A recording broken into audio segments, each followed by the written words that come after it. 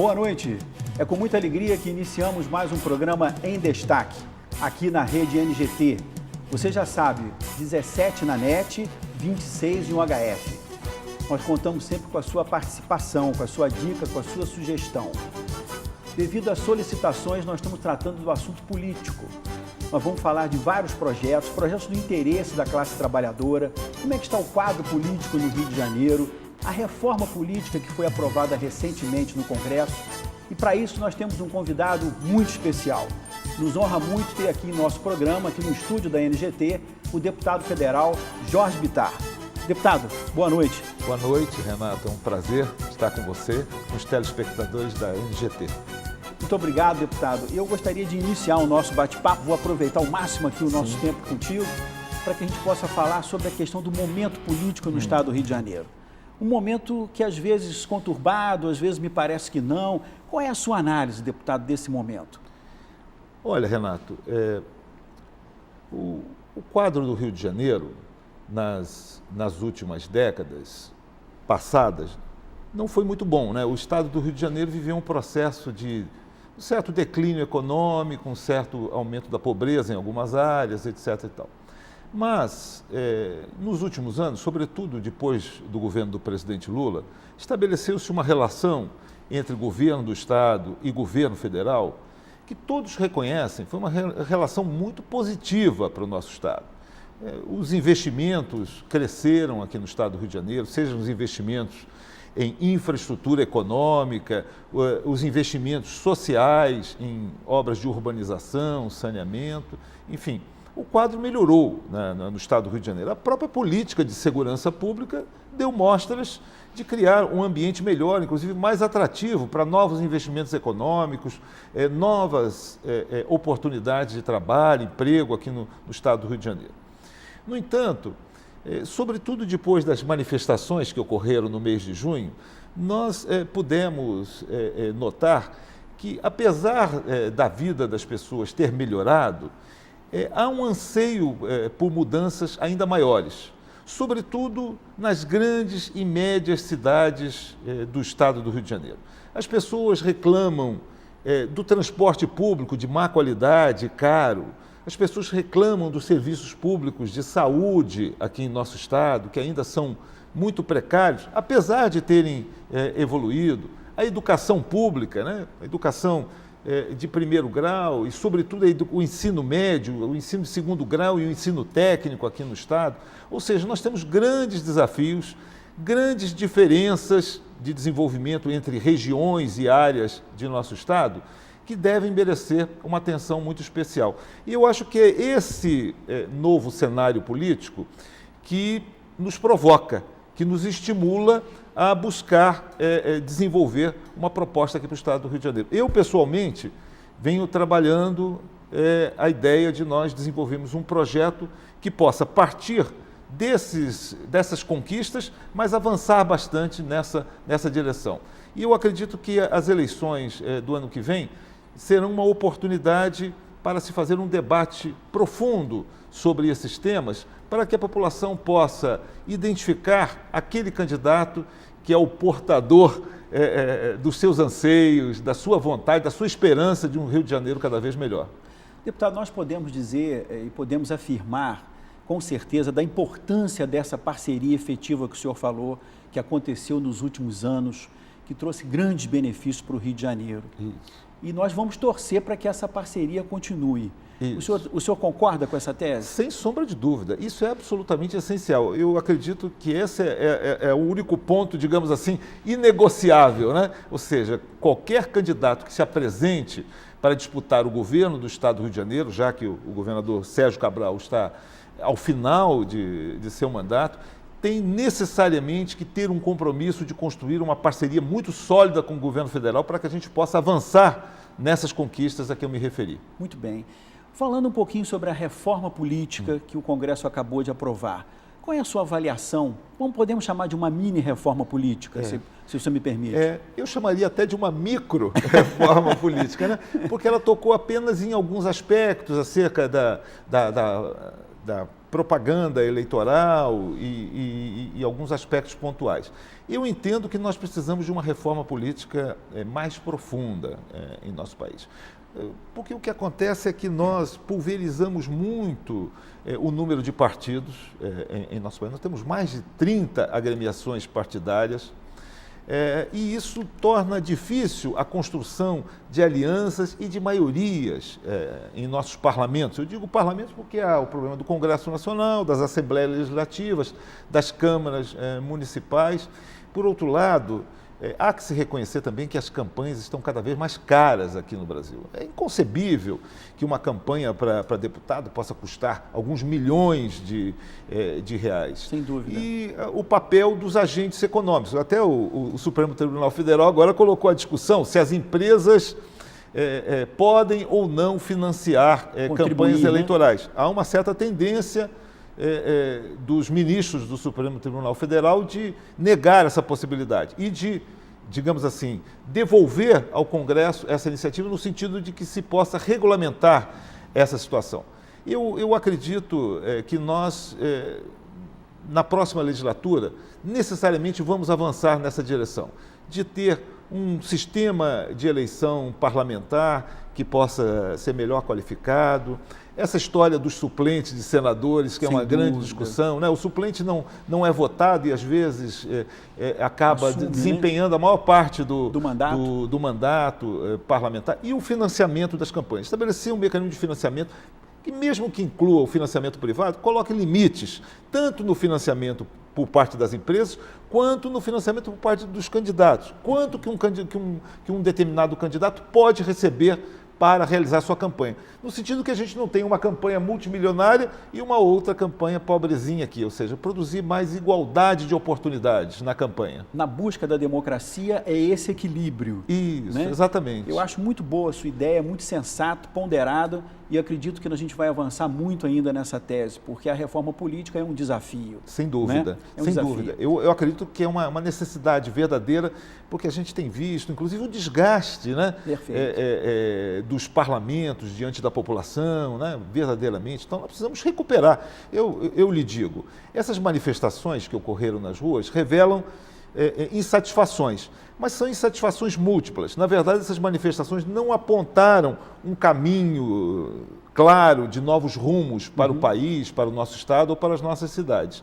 É exatamente no âmbito da política que nós definimos governos e definimos maiorias que podem conduzir o país e nossos estados a caminhos cada vez melhores, né? E acho que a população deu um recado que é o seguinte: estou aqui. É isso. Né? É verdade. Não esqueçam que eu estou aqui. É verdade. Né, deputado? Isso é muito positivo. Aliás, numa reforma política, eu acredito, a propósito disso que você colocou, Renato, eu acho que seria muito interessante que nós criássemos mecanismos de participação cada vez mais intensos da população, seja nas decisões da Câmara dos Deputados, do Senado, das câmaras municipais e assembleias, seja nas definições de nossos governos. Hoje, até com a internet, com os smartphones, é muito fácil as pessoas opinarem, mandarem suas mensagens, suas opiniões, e isso tem que ser levado em conta, ou seja, combinar o voto que acaba elegendo representantes com a participação direta da população, que de alguma maneira pode opinar se tal investimento é melhor do que aquele ou não, né? De tal maneira que, ou seja, que os governos possam fazer sempre aquilo que a população julgar melhor. Eu vou citar um exemplo. O metrô da cidade do Rio de Janeiro. Ele está sendo estendido agora de Ipanema até a Barra da Tijuca. Perfeito. Esse metrô vai custar 8,5 bilhões de reais.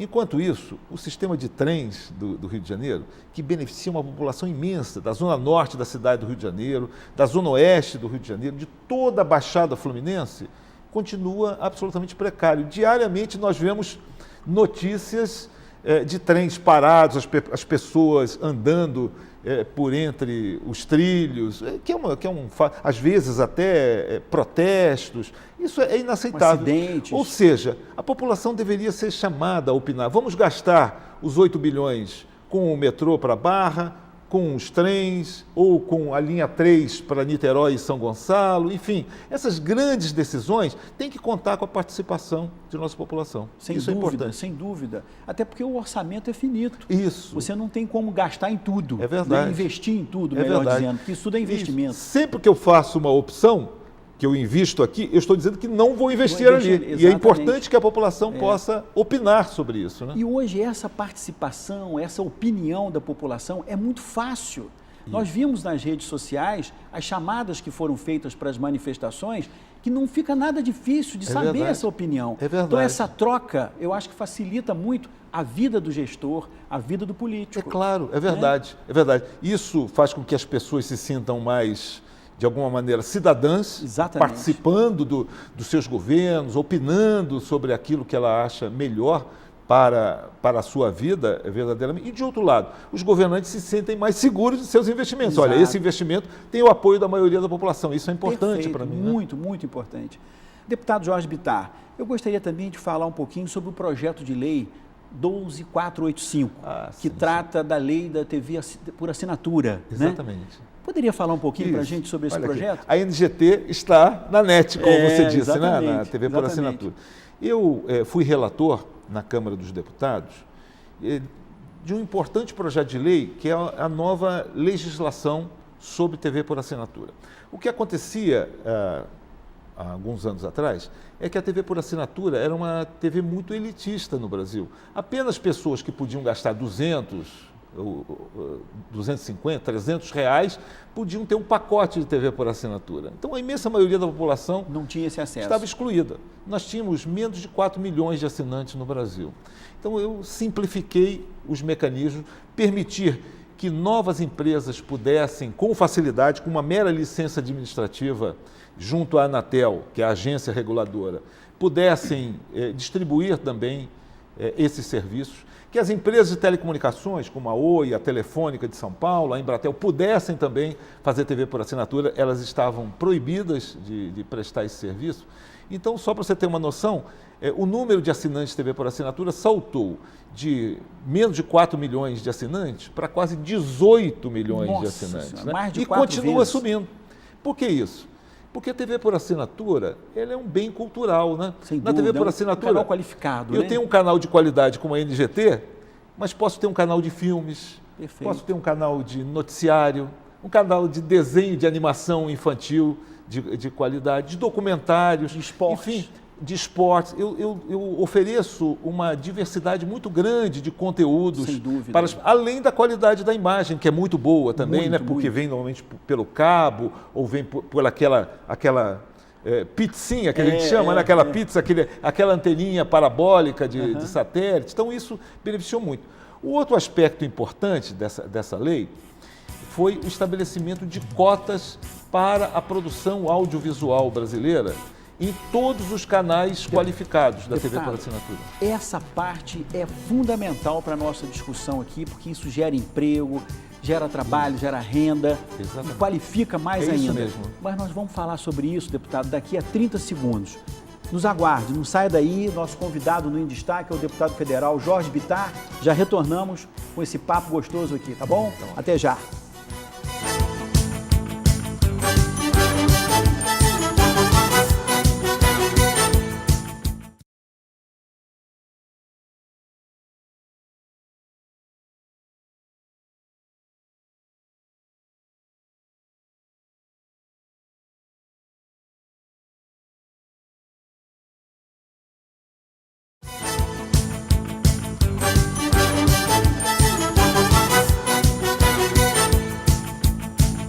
Estamos de volta com o nosso programa Em Destaque, recebendo aqui no nosso estúdio o deputado federal Jorge Bittar. E ele estava falando de um assunto importantíssimo, que é o fomento à indústria do audiovisual. O Rio de Janeiro tem muito a se beneficiado com essa indústria, com essa geração de trabalho, de renda, enfim, com a qualificação de mão de obra. Deputado, gostaria que o senhor falasse um pouco mais sobre essa ideia fantástica e o que teria de valores para investimento. Isso é importante. Pois é, Renato, quer dizer, além de criar um ambiente melhor para ampliar a oferta de TV por assinatura à população brasileira, e isso está surtindo efeito, como eu aqui já disse, cresceu muito o número de assinantes do país. Essa nova legislação, da qual eu fui relator na Câmara dos Deputados, entrou também nessa área daquilo que a gente chama os conteúdos da TV por assinatura. Ou seja, começamos a olhar os canais da TV por assinatura, constatamos que boa parte dos canais, se não a maioria dos canais, são canais internacionais, e que seria necessário haver mais conteúdo brasileiro na TV por assinatura. Sem ter uma visão, como a gente chama, xenófoba, nacionalista exagerada e tal, mas combinando as informações, as culturas que vêm lá de fora, com a cultura, ou as culturas, as expressões culturais de nosso país. E aí surgiu a ideia de estabelecermos a obrigatoriedade de cotas para a produção brasileira, para produtos desenvolvidos aqui, audiovisuais desenvolvidos no Brasil, em todos os canais qualificados, que são os canais de filmes, de desenhos de animação infantil, canais de documentários, dentre outros. Ou seja, esses canais todos são obrigados a exibir conteúdos brasileiros de pelo menos 3 horas semanais, e há a obrigatoriedade também de haver canais de brasileiros, né? Ou seja, eu tenho um pacote na TV por assinatura, 40 canais. 1/3 desses canais tem que ser canais de brasileiros. E mesmo os canais internacionais têm que produzir aqui no Brasil. Então isso está fazendo explodir o mercado da produção audiovisual. Que maravilha! Eu fiquei preocupado, falei, olha, como é que o pequeno produtor brasileiro vai poder se financiar? E aí surgiu a ideia da gente fortalecer o fundo setorial do audiovisual. Eu retirei recursos de um fundo da Agência Nacional de Telecomunicações, chamado Fistel, que era um fundo superavitário, que sobrava todo ano, e coloquei esses recursos no fundo setorial do audiovisual, para que a Ancine, Agência Nacional do Cinema, pudesse estabelecer essa política de financiamento, como a gente chama de fomento à produção audiovisual brasileira. E fiquei muito feliz porque nesta última semana, o Manuel Rangel, ao lado da ministra Marta Suplicy, lançaram um pacote de financiamentos para a produção audiovisual brasileira de 400 milhões de reais. Que notícia maravilhosa. Como alguém diria, né? Nunca antes na história desse país houve um financiamento dessa natureza. Sem dúvida. Então, de um lado, é cultura, mais cultura brasileira, né? E do outro lado, é geração de empregos qualificados, porque ali você tem diretores de filmes ou de TV, você tem especialistas em argumentos, roteiristas, iluminadores, maquiadores, enfim, o pessoal que cuida do vestuário. Toda enfim, a cadeia produtiva do setor audiovisual, que são milhares de pessoas. E além disso, o que o deputado falou a respeito das parcerias entre as empresas, que virão empresas de fora para produzir aqui. Isso. Então esse contato, essa relação profissional só faz melhorar ainda mais o nosso local. Exatamente, a qualidade do nosso produto. Fique imaginando um canal de boa qualidade de filmes, aquele HBO ou HBO, como se diz em inglês. Ele vai ter que colocar conteúdos brasileiros, mas ele exigirá a qualidade dos conteúdos brasileiros para que a grade dele possa manter um certo padrão de qualidade. Então isso será muito positivo. E ao mesmo tempo, esses canais internacionais vão levar os produtos brasileiros para o exterior, o que é algo muito positivo também. O que nós podemos dizer que é a internacionalização do audiovisual brasileiro. É verdade, não é? É verdade. E vai conquistar esse espaço. Isso para o Rio de Janeiro é fantástico. É verdade. E porque nós temos um cenário aqui aberto, né? Para o Rio de Janeiro é fantástico, né? Projetar a imagem da cidade no cenário internacional também, tornando o Rio de Janeiro mais atrativo para turismo. Gerando emprego sem poluir, gerando emprego de qualidade. É chamada indústria criativa. Indústria criativa, é a indústria do nosso tempo. Exatamente. Agora. Então isso a gente já percebe, olha, só para você ter uma noção, a lei está vigindo desde 2011, são 2 anos apenas, e ela ainda vai durante mais 10 anos. Já dobrou o número de produtoras de conteúdo audiovisual em nosso país. E esse anúncio que o senhor fez aqui do valor da Ancine de 400 milhões já seria para 2014 agora? 2014, apenas para o ano 2014. E assim haverá todo ano de 400 ou mais de financiamento para a produção audiovisual brasileira. Maravilhoso. Agora, tem um projeto também de sua autoria, deputado, que fala sobre R$ 15 para telefone fixo. Eu queria entender um pouquinho melhor isso. Eu achei muito interessante essa ideia. Como você pode ver, uma das minhas áreas de atuação é a área de comunicações. Isso, né? Perfeito. Eu sou engenheiro de formação, trabalhei muito tempo na Embratel. Eu trabalho vários temas no Congresso Nacional. O senhor é o vice-presidente da Comissão de Ciência e Tecnologia da Câmara, exatamente, né? Sou o vice-presidente da comissão. E esse tema das comunicações, da tecnologia, da informação, isso é a revolução tecnológica que está em curso no mundo, né? E as pessoas precisam ter instrumentos de comunicação cada vez mais intensos. Claro que a telefonia celular resolve muitos problemas de comunicação, inclusive com o telefonezinho pré-pago, né? Aquele cartãozinho pré-pago, que às vezes o cara, quando não tem dinheiro, recebe a chamada, o pessoal brinca chamando que é o pai de santo, né? Só recebe, né? Mas, muitas vezes, a pessoa de menor renda precisa ter um telefone fixo na sua casa. Aquela senhora, por exemplo, que trabalha com culinária ou com doces, que tem que vender seus produtos, então tem um telefone fixo na sua casa, uma oficina mecânica pequena que precisa de um telefone fixo. E o preço da assinatura do telefone normal, fixo brasileiro, está quase R$50, ou seja, está muito caro, né, efetivamente. E aí nós pressionamos e a Anatel criou o chamado telefone popular, que é um telefone dirigido a essas camadas de menor renda da população e que custa no máximo R$15 por mês, já incluídos os impostos, R$15 com tudo incluído. Todas as taxas. Verdadeiramente. Mas o que acontece? Eu descobri que as empresas, apesar de ter sido criado esse produto e ser uma obrigatoriedade de ser ofertado por todas as empresas de telecomunicações brasileiras, foi um produto definido pela Anatel, a Agência Nacional de Telecomunicações, a maioria das empresas não estava divulgando o produto.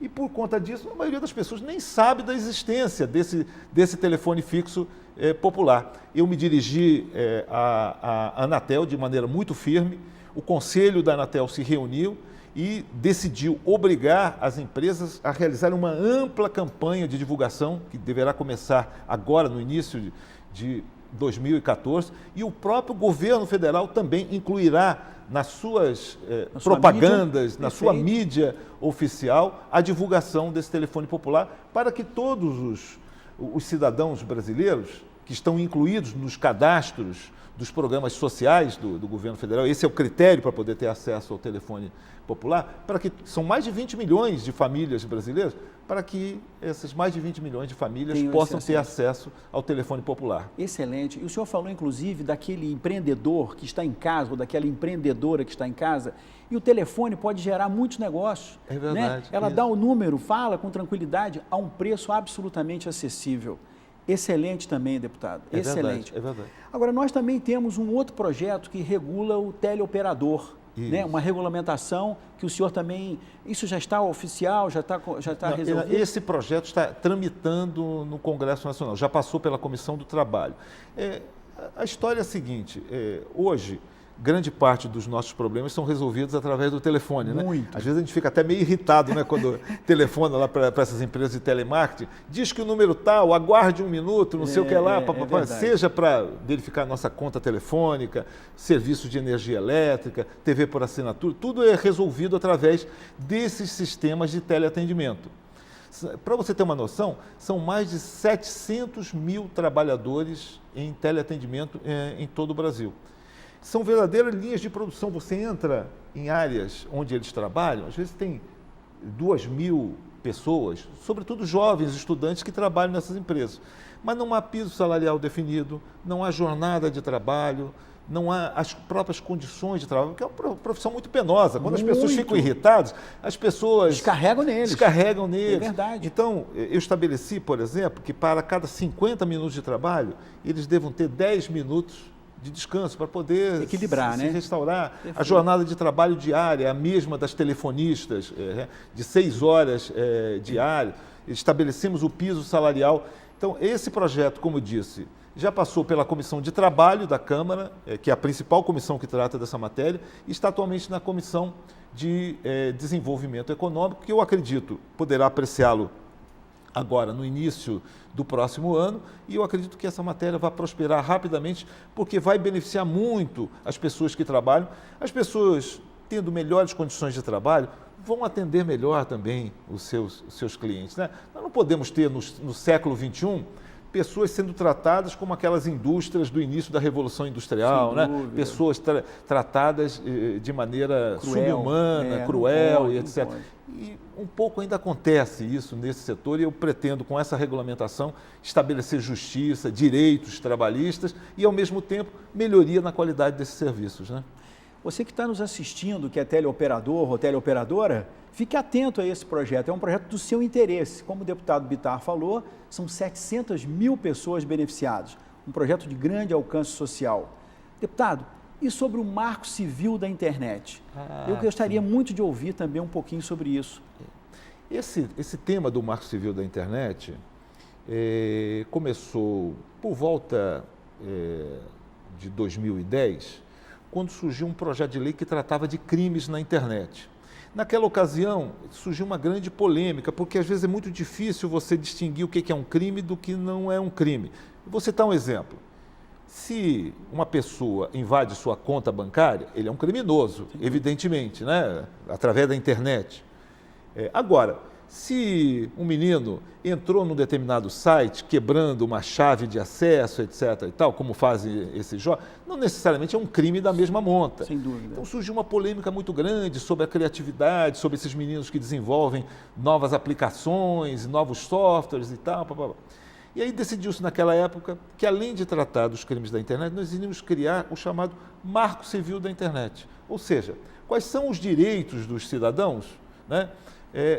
Quando navegam através da internet. Hoje, nós já temos mais de 110 milhões de conexões em banda larga em nosso país. São milhões e milhões de brasileiros que acessam diariamente a internet. E há alguns desses sites ou dessas aplicações que recolhem, por exemplo, informações pessoais, né? Você, quando entra num determinado site de pesquisa, por exemplo, aquele site de pesquisa está recolhendo suas informações. Ele sabe quais são suas preferências pessoais em termos de alimentação, quais são seus amigos mais importantes, quais são os temas de pesquisa que mais lhe interessam, para depois lhe vender produtos. Exatamente.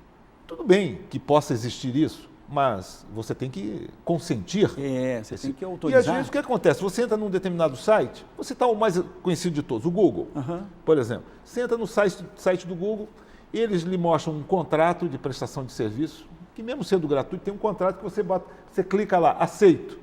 Quando você aceita, naquelas letrinhas pequenas, você está permitindo, muitas vezes, invasão da sua privacidade, sem que você conscientemente tenha permitido isso. Então, a legislação começa a disciplinar essas coisas. O Marco Civil é para disciplinar essas coisas. E tem um aspecto que foi o aspecto mais polêmico do Marco Civil. A espionagem entrou no meio dessa história também, ou seja, há dispositivos para punir severamente a invasão de informações sem consentimento também, mas há a chamada neutralidade da rede da internet. Esse é o debate principal que se travou. Ou seja, é o direito do cidadão de que, quando ele acessa um serviço de internet, ele não vai ter discriminado qualquer tipo de acesso. Se eu for acessar o serviço tal, eu acesso mais rapidamente do que outro. Ou seja, a empresa de telecomunicações favorece o acesso ao site tal, né, à aplicação tal da internet, em relação a outra que é um acesso mais lento, mais difícil. Isso não pode ser permitido, porque isso significa quebrar a ideia de que o provedor de internet seja neutro no tratamento de todas as aplicações, todos os conteúdos que transitam na internet. Deputado, mas aí, pois não. Se desculpe interrompê-lo, com muita pena, né? Sim. Mas o nosso tempo aqui esgotou. Pois não. Eu queria convidá-lo para que possa voltar num próximo programa, que nós temos muitos assuntos para tratar também, né? E gostaria muito de agradecer. É um prazer grande. Me perdoe, mas o nosso eu entendo perfeitamente. Foi um papo tão gostoso, com vários assuntos, que eu gostaria de dar sequência a esse trabalho, a esse projeto aqui, junto com a NGT. Tá ótimo. Tá bom? Olha, foi um prazer muito grande. Prazer meu. Apenas para dizer que o Marco Civil deve ser votado agora no início do próximo ano, garantindo a neutralidade de rede, etc. Está ótimo. E digo que estou sempre à disposição para poder dialogar com você, dialogar com os telespectadores da NGT, no sentido que a gente possa esclarecer as pessoas sobre esse mundo tão complexo da política e da representação parlamentar. Muito obrigado. Entrevistamos hoje um papo super gostoso com o deputado federal Jorge Bittar. Muito obrigado por sua atenção, por sua audiência e até o próximo Em Destaque. Valeu, uma boa noite.